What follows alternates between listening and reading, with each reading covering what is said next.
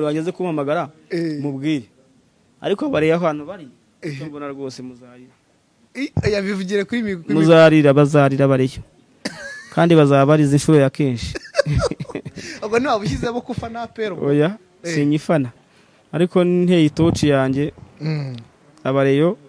bazababara rwose nk'ibitego bingahe bura ku munsi w'ejo urakina n'intare y'ishyamba ejo mwiteguye guterwa Rutabura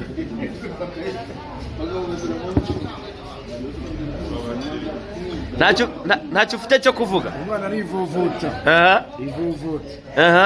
ejo imikino 54 APR itsinzwemo imikino 2 yatsinzwe na Mukura itsindwa na Musanze uhera he uvuga ko uzayihana ari ikipe ifite ibikombe 19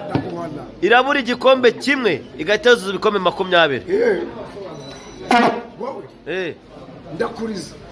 urandiza ufite iki ko nta kintu mwifitiye ubwanyu